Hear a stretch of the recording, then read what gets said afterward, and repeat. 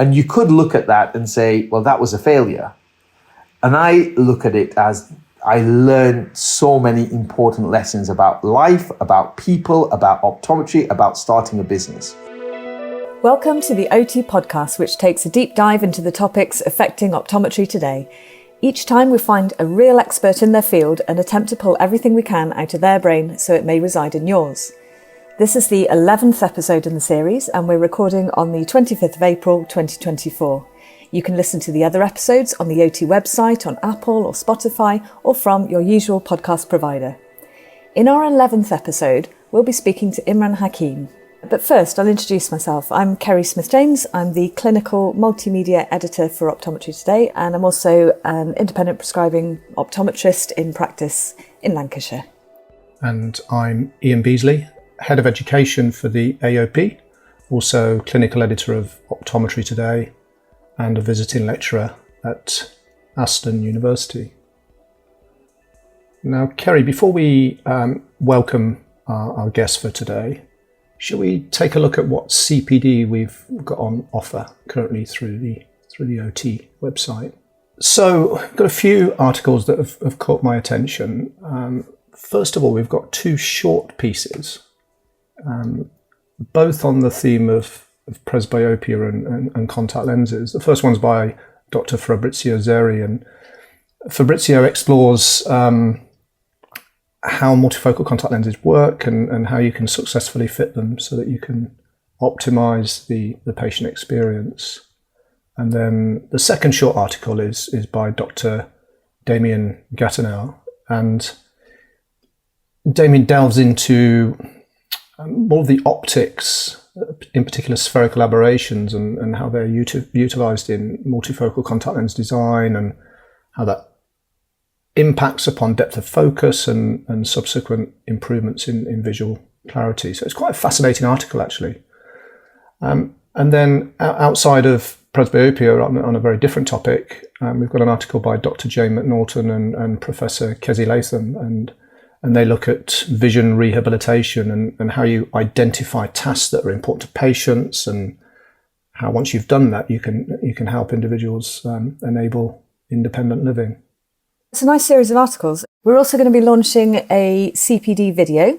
We've been down to see Alan Barson, who's a specialist refractive surgeon of OCL, which is Ophthalmic Consultants of London. And picking up on some of the topics explored in the presbyopia articles, he's also talking about presbyopia correction with refractive surgery. So that's with corneal laser treatments, also implantable contact lenses, but then also refractive lens exchange as well. It's quite interesting stuff about how you use spherical aberration to increase depth of field as well, and that's also talked about in the articles that you alluded to, Ian. So, well, again, as usual, we'll have a discussion. He's quite happy to jump in on the LinkedIn group and talk to you and answer any questions as well. Oh, great stuff. OT, in partnership with Johnson & Johnson and the AOP, have added to its suite of practice team training modules, which cover topics such as social media, selling, and contact lens communication. With these, the whole practice team can brush up on a range of key skills used in practice. To access their training, visit optometry.co.uk/practice team training. Without further ado, we'll introduce our guest for today, Imran Hakim. Imran is an optometrist, serial entrepreneur, inventor, and CEO of the Hakim Group, a portfolio of the fastest growing independent optical practices in the UK and Ireland. So Imran, welcome to the OT podcast. I'm sure you're a busy lad, so thank you for giving up some of your precious time to chat with Kerry and me today.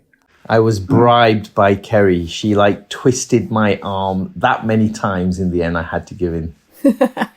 Well done, Kerry.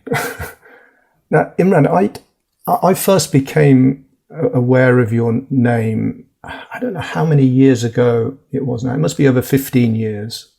And I was sat watching Dragon's Den, and then this young chap appears with a pitch, and I realised you were an optometrist, and then since then I've sort of witnessed your meteoric rise within the optical sector.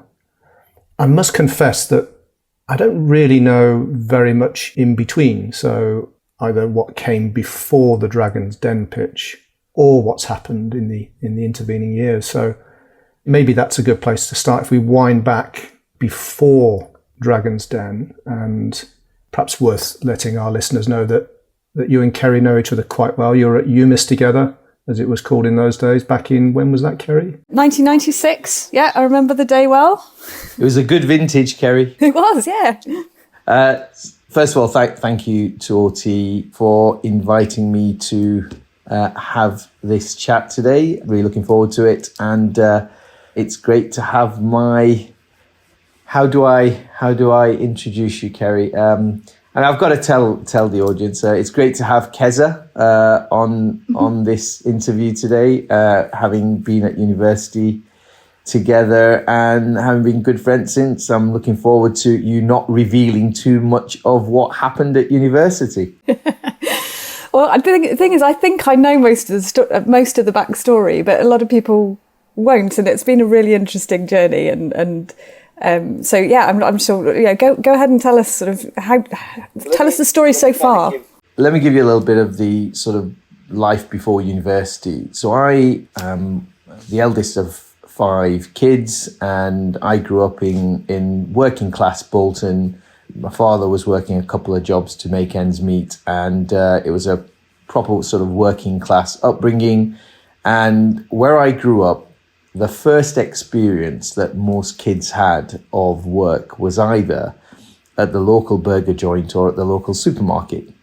And my first experience was at the local McDonald's. And I'll remember it very clearly. On the first day, my manager took me aside and said, "Son, if you work really hard at flipping burgers, then one day you can have my job." And he sacked me after 3 days. And I learned something very important about myself, which was I was totally unemployable. I always thought that I had a way of looking at things or doing something that maybe was a little bit better in different situations, and that was never going to work in a environment where you were working to rules. So very quickly, I went and got my second job at the age of 16, and that was at the local supermarket. I lasted less than a week.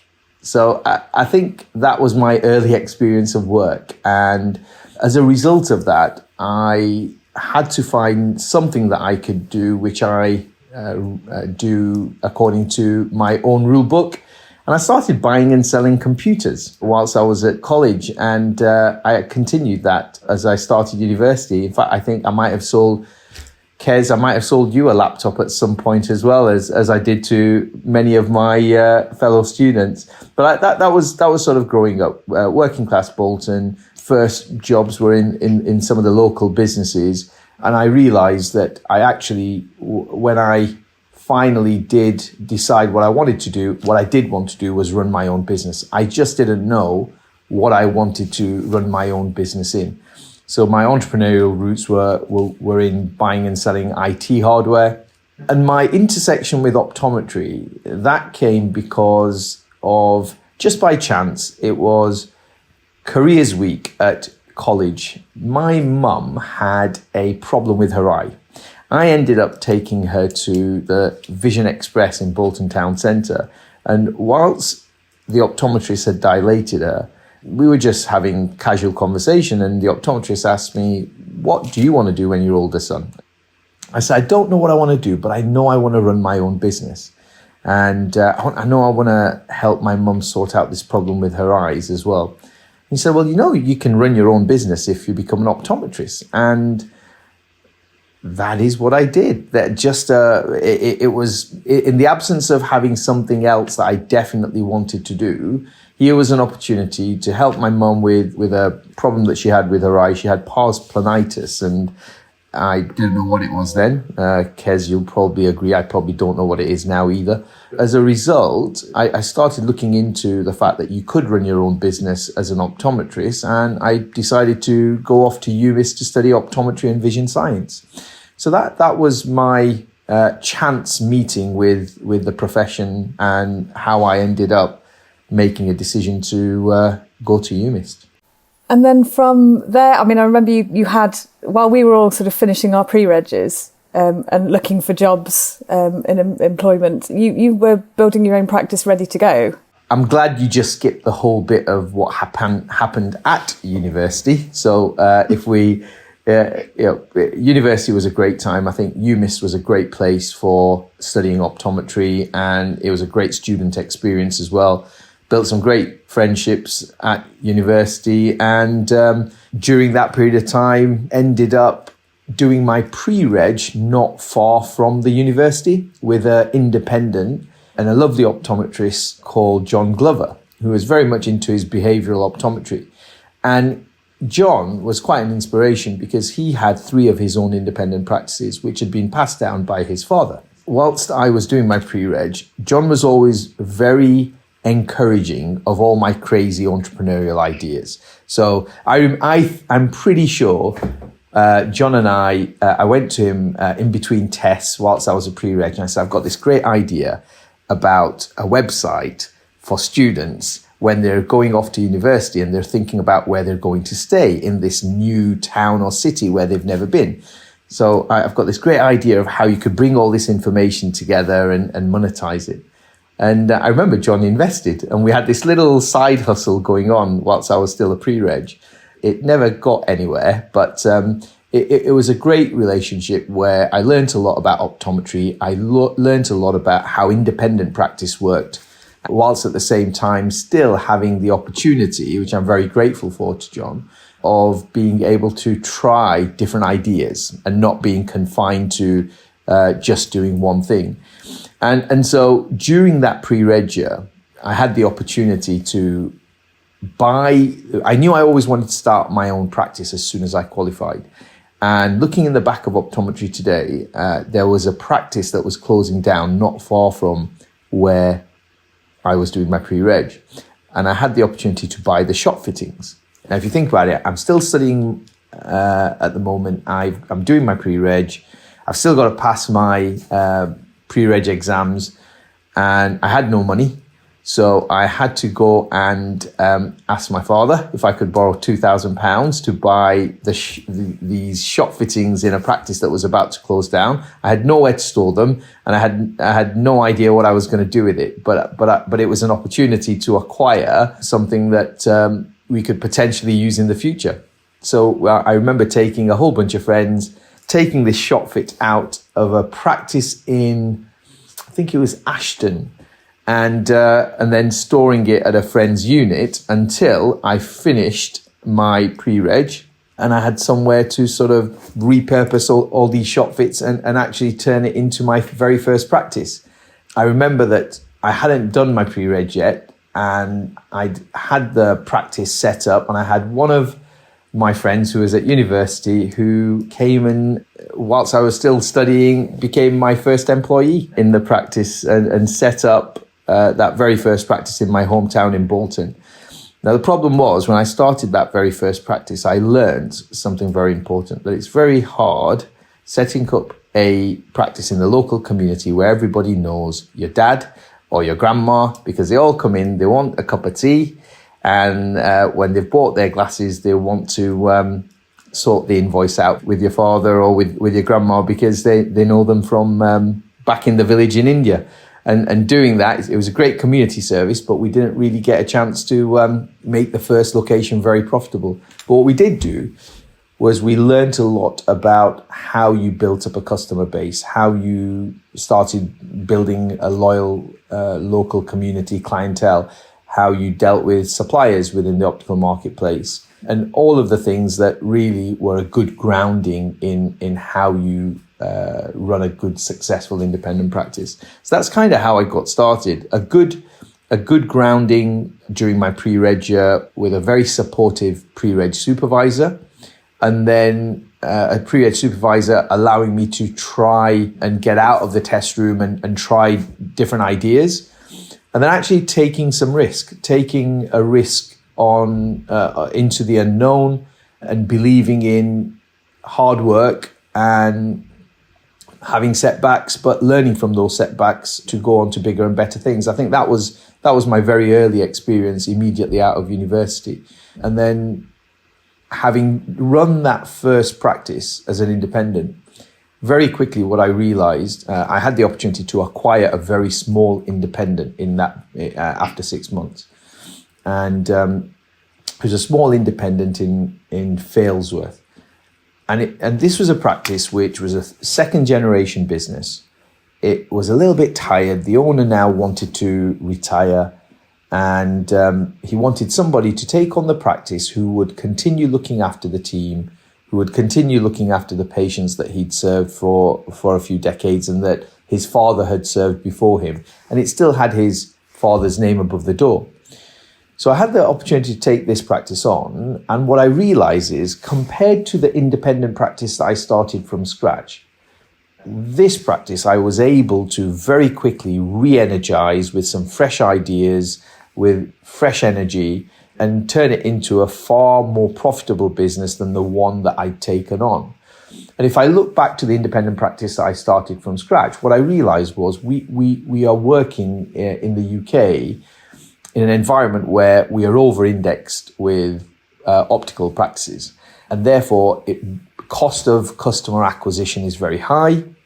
And there are a lot of independent practices that would, over the next decade or two, come to the point where the owner, similar to the one that I just acquired, would be looking for a succession plan.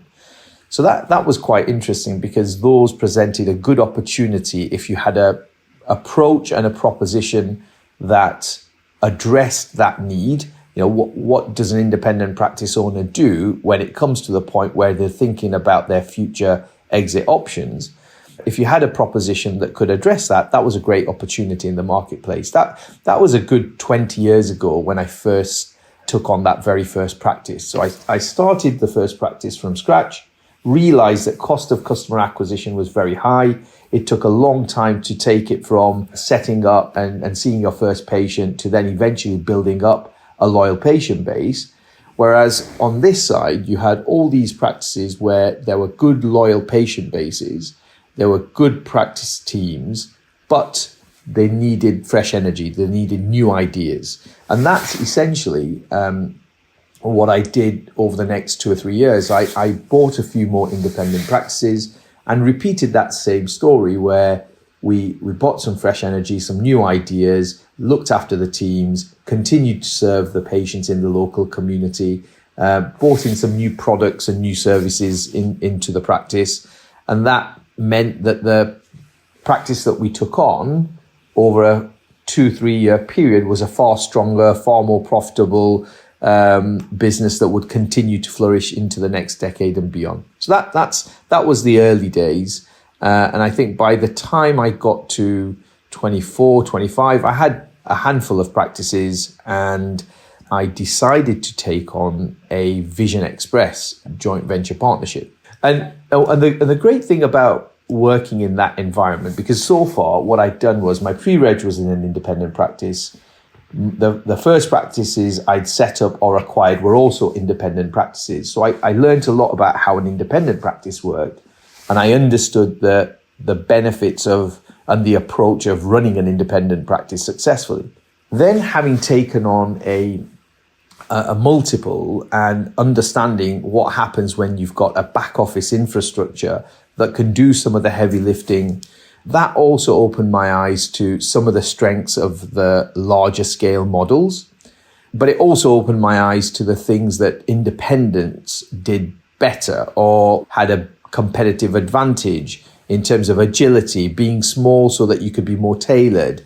And looking at all of these aspects, I decided that I would come up with a new approach that would take the best of both worlds. And I could see the challenges in running an independent practice. I could see the challenges of the approach that the larger businesses took. And so taking the best bits from both and coming up with a hybrid approach, which would allow you to essentially run independent practices and provide them with the competitive advantage of the larger guys, I thought that would be a really interesting approach in a marketplace which was becoming more and more competitive, and where independents were continuing year after year to lose market share to the larger guys. So that's essentially where I think the penny dropped. But I was in my mid-20s. I had half a dozen practices, and I think I was a little bit bored. So at that point, I decided to go to Thailand to become a Thai boxer. Do you remember that, Kez? Oh yeah, I'd forgotten. Yeah. That's a bit of a plot twist. Yeah, there was a twist in the plot, and I decided to go to Thailand to become a Thai boxer.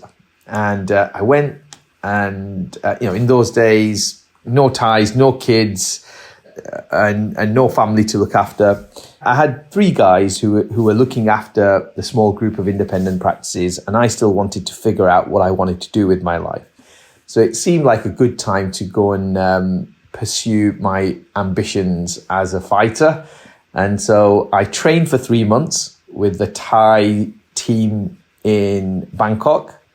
I had 1 amateur fight with a skinny Japanese dude, and I retired undefeated. I came back to the UK after 3 months, and I realized that my calling in life was not as a Thai boxer. And essentially, that was the point where I had these practices that were small, working well as independent practices. But I didn't really know what I wanted to do next. I was searching for something that would get me up in the morning and get me excited about what I wanted to do that day.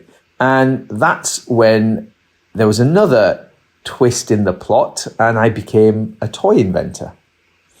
So I was sitting at home debating what would be a great gift for my niece Amina at the time, who was 6 months old. And there was a bit of sibling rivalry. I was talking to my younger brother Zubair, and he said, well, I've got this idea of a card with a mirror on the inside, and you could pre-record a message, which I thought was pretty boring. And so he said, look, why you come up with a better idea than Clever Clogs?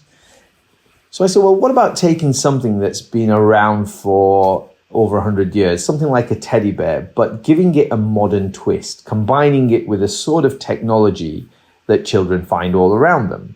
Children, we were starting to see iPods and digital cameras emerge. I said, what about taking some of that technology and mixing it with more traditional play patterns, like a teddy bear? He said it would never work, and that's like a red rag to a bull. Oh, yeah. So we decided we'd have a deadline of my niece's first birthday, and that would be the day we would judge who had the better gift idea.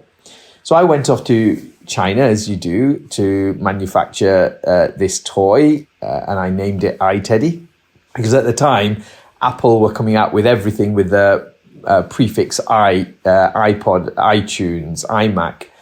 And I just so happened, when I returned, to be at a B2B networking event where the BBC cameras were looking for potential candidates for Dragon's Den. Now, you've got to remember, this is before Dragon's Den was famous. This was like the very first series of Dragon's Den. So I didn't know what Dragon's Den was.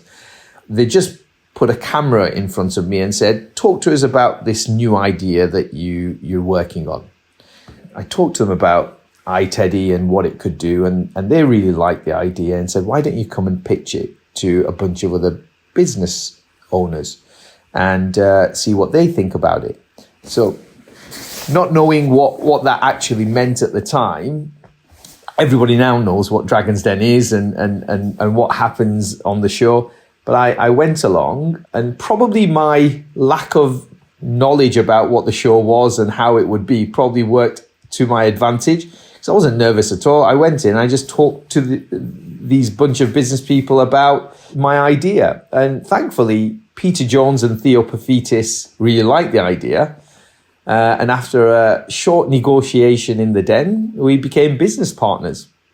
And that started a 3-year journey, which was quite incredible, because never had I dreamt that I would ever be traveling the world selling teddy bears. If you told me that when I was doing my degree in optometry and vision science, I would have said you were mad. What was even crazier, and I'll give you 2 things that were even crazier.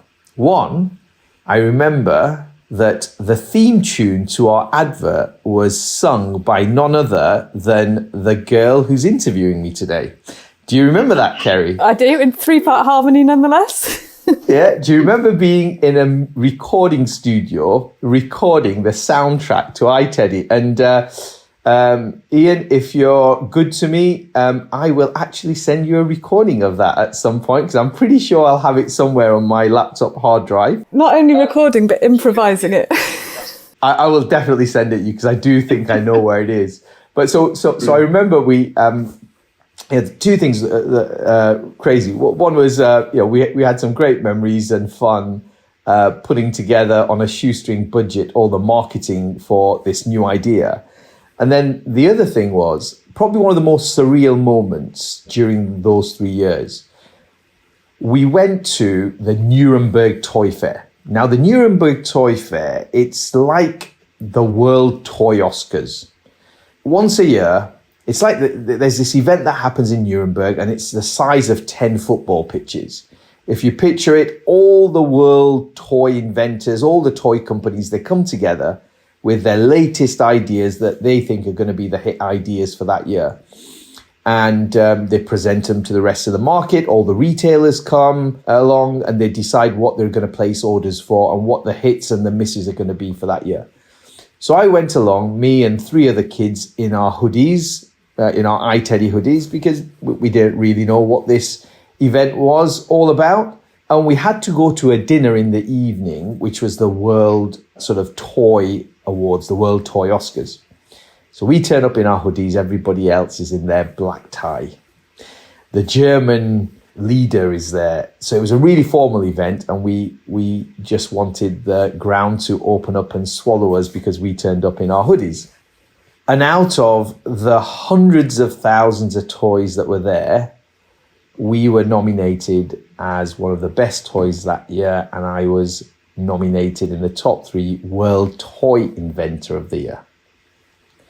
Now, that was a very surreal moment, because I would never have imagined that in a million years. And I was just a kid from Bolton who was just following a little bit of sibling rivalry, a bit of a passion about trying new ideas. And here we were 18 months later, having sold tens of millions of product around the world with this idea that started off just as a little bit of sibling rivalry. So that was a real deviation from sort of the handful of practices that I was running in my mid-20s. Is that loop now closed with Theo Paphitis and Peter Jones? Are you still in contact? Do you have any other shared business interests, or did it kind of run its course? It was very successful, but it kind of was superseded by newer technologies. The interesting thing about toys, it's a fascinating industry. It's very much like the fashion industry, where you have to reinvent it. Every few years, you have to reinvent the toy, you have to reinvent the fashion, you have to incorporate new play patterns, new technology, you have to look at what kids are demanding, and you have to introduce a fresh perspective. So Peter and Theo are still shareholders in that business with me, but what we did was we rode the wave during that period when we were selling in 45 countries around the world. We're still shareholders, we still own the IP, and I have got some ideas of how we will, when I get some time, how we will reinvent a new product. So I'm not going to say too much about that right now, but that period did culminate in a big change in my life, because at the what happened was we had this period where I was traveling the world, sitting on Australian breakfast TV, talking about teddy bears, being at the New York Toy Fair, talking to retailers and distributors. And then the big change in my life was really when my father passed away. And that was a very tough year. It was a year where it really made me sit down and think about life, think about what I wanted to do in the future, what I want, what life really meant. And, Kez, you met my father. He was a lovely man. He was a real inspiration to me, and he was a great mentor. He was the entrepreneur who never got the opportunity to really pursue his dreams, but he gave me a great grounding in family values, in the basic fundamentals of life, of how you treat people, how you respect people, no matter whether you're in the presence of a king or whether you're in the presence of a cleaner. You treated people with respect, with kindness. You were honest with people. You had a hard work ethic if you were ever going to get anywhere in life. You always had ambition because you were capable of achieving whatever you put your mind to. And it was these sorts of values that I was very lucky to grow up with, and that really have become the hallmark of the culture and the DNA that sits behind the Hakim Group family of independent practices. And so my father passed in my early 30s. And during that year, I kind of sat down and I reflected on what I was good at. And I understood optometry. I was an optometrist. I enjoyed business, and I enjoyed the intersection between leadership, entrepreneurship, optometry, and people. That's the point where I really sat down and I thought, I'm going to take what I've learned over the last decade and what I feel I'm good at, and I'm going to really start working hard at turning that into a proposition that addresses the need in the optical marketplace, which I felt was when practices came to the point where they were thinking about the future, there was an alternative proposition in the marketplace of what they could consider. And over that last decade, essentially, we've just refined and evolved that approach of having a central back office infrastructure at Hakim Group HQ, which essentially supports independent practices with a lot of the heavy lifting that they have to do day in, day out. The practices today, independent practice owners today, have to face challenges that are far greater than at any time in the past. If you look at the 21st century consumer, the 21st century consumer is more demanding, more knowledgeable, has more understanding of what you're about to do and the service you're about to deliver to them than at any time in history, because of things like Google, social media, just awareness of technology. And as a result, if you think about the practice owner today, the running of a business has far more demands and far more challenges than at any time in history. And so as a result, the offering that we have where we support practice owners to meet some of those challenges with the teams that we have, whether it be IT, HR, marketing, digital, supply chain, finance, all of the things that as an optical practice owner, you have to be expert at. We provide that support mechanism that means that they can continue to meet those challenges and thrive in spite of the competitive landscape that they're working in. And what we find is we see 4 types of opportunities present themselves. You get the classic retirement opportunity. This is when, like the very first practice I took on, you had a practice owner here who'd run the practice for 30, 40 years, had taken it on from his father, and now just wanted somebody who was a safe pair of hands, who could continue looking after the team, continue looking after the patients, and ensure that he could be proud of the name above the door well into the next decade and beyond. So that's classic. We do a lot of that, and we've got hundreds of examples of independent practices we've taken on, and we've continued to do that. And we've provided a fantastic exit opportunity and an exit transition plan for the business owner looking to sell the practice. And at the same time, we've pivoted the practice with a new partner, a new practice owner in the practice who continues to ensure that the practice thrives well into the future and continues to serve that local community and brings in new products and services and new ideas. Going back to what I described about that very first practice I took on, same philosophy, nothing different. Then we get practice owners who may be a few years out from retirement. They're not ready to retire just yet, but what they do want to do is over the next few years, they want a clear plan of what does the next 3 to 5 years look like, some security around that future plan that they're putting in place for their next chapter in life.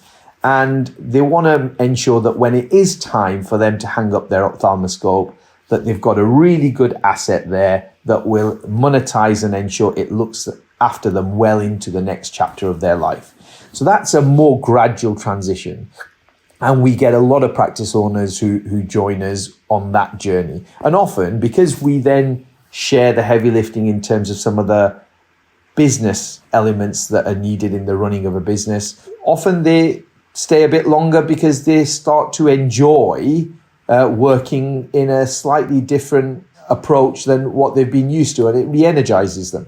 So that's something that we've often found works very well in the last few years of when practice owners are looking to pull together their exit plan. Then we get a lot of, I'd say, younger practice owners who they may have a practice or a small group of practices. They've taken them to a certain level, but they have a lot more ambition. And what they're looking for is somebody who can help them unlock the ambition that they have and the growth opportunities, and go on to turn the practice into a even bigger and better practice, or if they've got one or two practices, go on to have 3, 4 or more practices. And they tend to be some of the younger practice owners who still want to continue growing, but want to work with, again, somebody who's got the track record of going on that journey. And they don't want to go it alone. They want to do it with somebody who can give them that hybrid approach to still have autonomy in running an independent practice, but at the same time have all the benefits that the larger scale operators benefit from. Those tend to be the main types of practices that we take on and that we continue to run. Occasionally we'll get a practice where they've kind of lost their way a little. They've run out of ideas, and if something doesn't change, then they're not going to be here in a few years' time. Those are very fulfilling opportunities because they're usually the ones where you are able to make a huge difference and ensure that you build on some of the ingredients that you see there, but also introduce elements to the business that they otherwise wouldn't have done. We've got some great examples of sometimes 100-year-old business that was imminently going to fail, but we've turned it into a business that will be here well into the next decade and beyond. So these are the 4 types of opportunities that really the HG engine room helps develop within the optical marketplace. And that's been the cornerstone of really what we've done over the last decade. After my father's passing, first we took on 2 practices the first year, then we took on 4, then 10, then 20, then 50, and that ability to continue taking independent practices on, building a community around those practices, and then ensuring that those practices have everything they need to continue delivering a fantastic customer experience, continue delivering a great environment for the team in the community where they operate, and making sure that we are challenging each other out of our comfort zone, but still doing it with an independent ethos. I think that's been the winning formula for us. And you said about the core values that were passed down to you by your father, and then you've sort of built the Hakim Group around a set of core values. Can you tell us about those? But how do you ensure that those pervade 400 practices? It's a great question, Kez. One of the things that people recognize about Hakim Group when they come to HGHQ is that there's something quite distinctive and compelling about the culture that we have here. It is a culture that's steeped in the family values that I grew up with, those fundamental values which I would hope that if you spoke to anybody in our team, they would talk about the same values. Those are fundamentally honesty, making sure that 100% of the time we always do the right thing even when nobody is looking.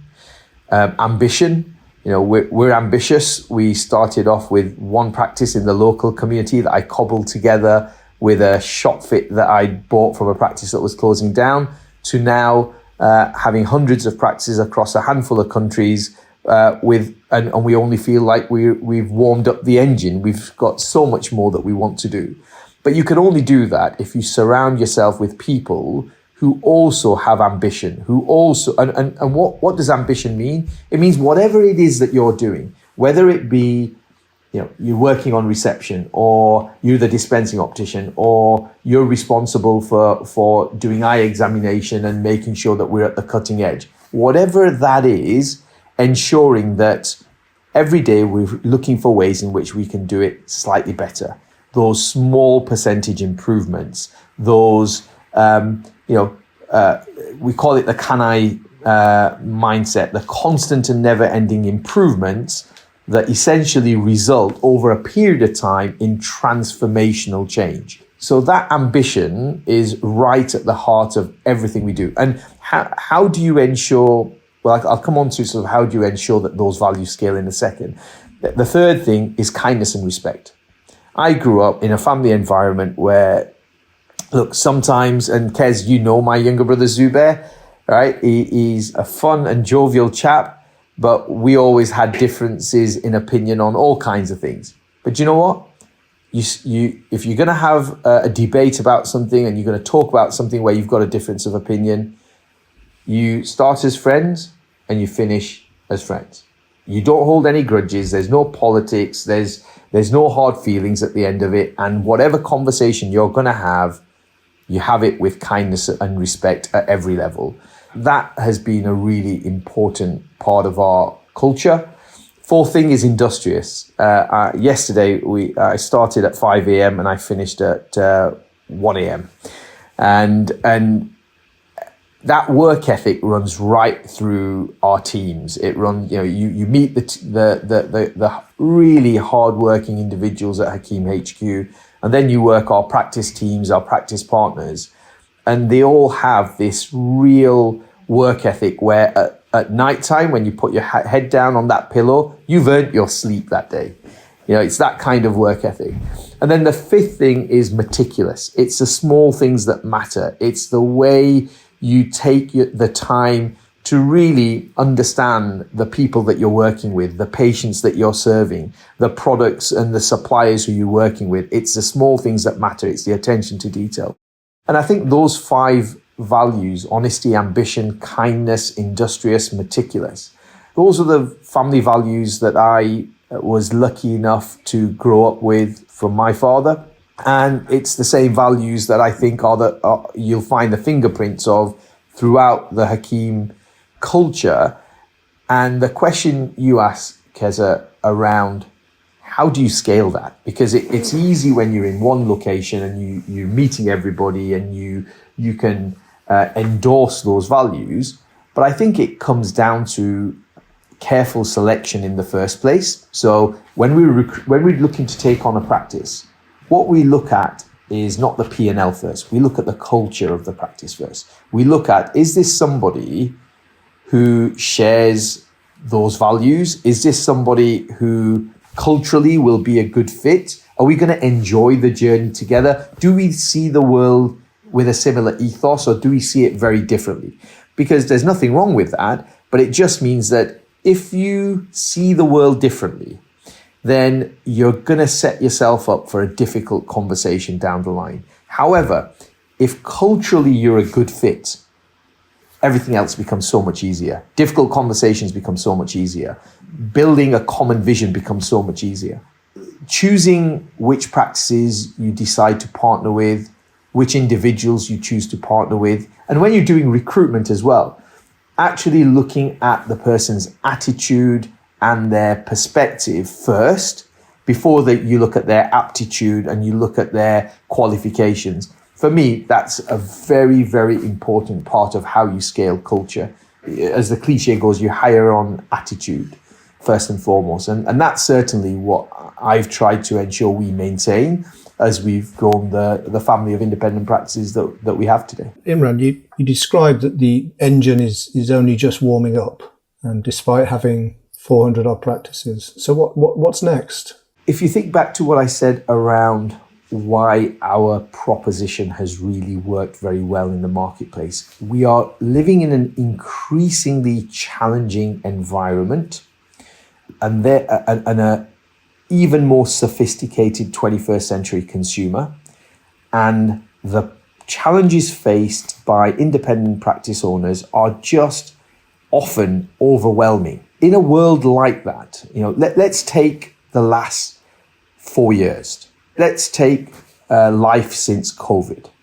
I mean, I'll give you a really, really good example that really helps just demonstrate how we're navigating change on a level that none of us have ever experienced. And I call it sort of everything exponential everywhere. If you think back, or if I think back to my youngest daughter, Aisha, she's now 2. She was born in January 22. Since then, she's lived through a lingering pandemic. She's already kind of experienced a recession. She's lived through a war in Europe, double-digit inflation, rising interest rate. She's experienced the rule of a queen and a king. She's lived through 3 prime ministers, 4 chancellors before her first birthday. Just think about that. That's my 1-year-old. That's the amount of change in a year. Now, that's more change than I had ever experienced at any point in my life, as will have most people in business. And if you're an independent practice owner, just think about the challenge that you face. You've got all the regulatory challenges, the clinical challenges, keeping up with technology, keeping up with patient demands, all the things we said. And then you almost need to be a mini economist to deal with, you need to be a psychologist to deal with helping your team maintain, a healthy state of mind. You have to be a mini economist to navigate all the macroeconomic challenges. You just have to be expert in so many areas that it can become quite overwhelming. So what I mean by I think we're only getting warmed up is we've got a great track record of taking on independent practices and helping them go from good to great. There are many, many independent practices right across UK and Ireland, which over the next few years will be looking at a support mechanism that can help them go to another level, that can help them with a fantastic succession plan. And there'll be a lot of optometrists who are looking to take on a practice, but actually they don't want to do it on their own because it's far harder to set up an independent practice on your own from scratch today compared to 30 years ago, for all the reasons that we've already said, because of all the challenges that we've already mentioned. So I think that given, when I look back at the last decade, it puts a smile on my face when I think about the journey that we've had, the memories that we've now got, the practices that are part of the HG family, some of the partners who we've met along the way, some of the practice owners who've sold their practice to us and then continue to be friends along that journey. That puts a smile on my face. But what really makes the hair on the back of my neck stand up is when I think about the opportunity over the next decade with the team we now have, with what we've learned over the past decade, with the resources we now have, and with the community that we have now built of independent practices who all want to share best practice, who all want to help one another, who all want to ensure that whatever they do over the next decade, they want to have some fun. They want to do it with a bunch of people who have a similar ethos and outlook on life.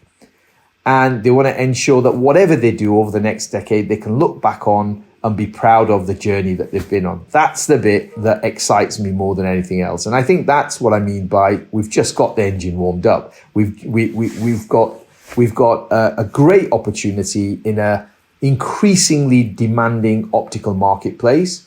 And we're very excited to take on the next decade.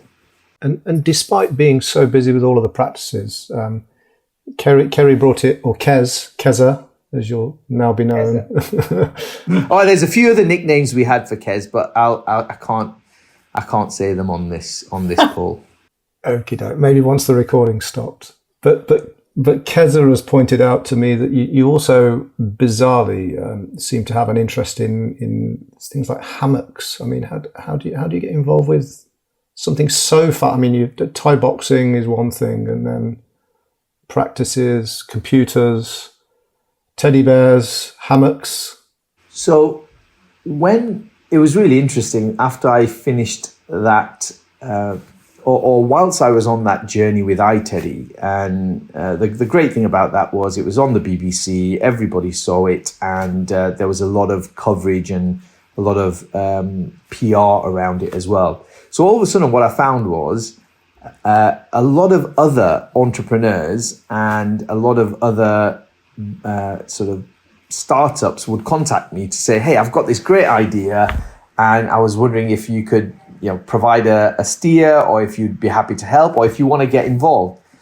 And I've done all kinds during that period. So I can tell you I did chicken coops, I did rabbit hutches, from the sublime to the ridiculous. And that's the bit that really makes you smile, because that's what life is all about. It's about variety. It's about trying things you never thought you'd try, but actually, if it works, then you go on to build some momentum and do something amazing. And if it doesn't work, you take a valuable lesson away from whatever it was that you're trying. And this is what I try and teach my kids. My second job is being the CEO of the Hakim Group.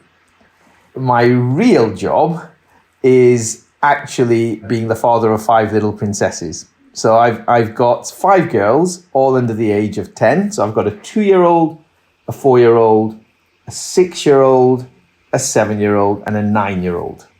I don't know how I feel about this. I'm probably a little bit scared, but I've figured out recently that at some point I'm going to have 5 teenage girls. So that's going to be quite some challenge to look forward to. But the point I make is I always try and teach my girls that, look, life is about trying different things. Life is about getting out of your comfort zone. Life is about not fearing setbacks, not being paralyzed by potentially getting something wrong. But it's about taking that first step, taking action. If you don't quite get it right the first time, as all the cliches say, not let that make you feel downbeat, but taking away some of the lessons that you learned from some of those setbacks. Like if I look back to when we did our first practice, that very first practice in my local community, truth be told, in the very first year, I remember I did a grand turnover of about £43,000. I'm pretty sure that we didn't break even, but I learned so much. And you could look at that and say, well, that was a failure. And I look at it as I learned so many important lessons about life, about people, about optometry, about starting a business. And it's what you take from some of these setbacks, or when you don't quite get it right the first time, that then sets you up. And if you look at some of the biggest successes out there, some of the biggest names out there that have gone on to do amazing things, you'll hear about all the successes, but each and every one of them will tell you that, truth be told, they've probably had twice as many times where they've had setbacks that they've taken far more value from, that's then been the foundation for their future success. And if the BBC came calling, would you sit on Dragon's Den as a dragon? No. So I think one of the things about Dragon's Den is it's very, very much in the public eye, and it's a much bigger and better known show than it was when I first went on there almost. How long ago was it? Probably about over 15 years ago now, probably more than that, maybe 17 years ago. So it's a very well-known show, and I think it comes with its own challenges if you did do that. I mean, you hear and read about all the stories.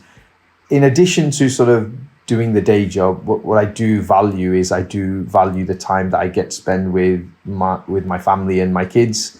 And I think when you're as busy as you are trying to build a great business within the optical industry, I think that would the entrepreneurial part of it excites me, but probably the scrutiny and being in the public eye isn't something that I'm particularly attracted to.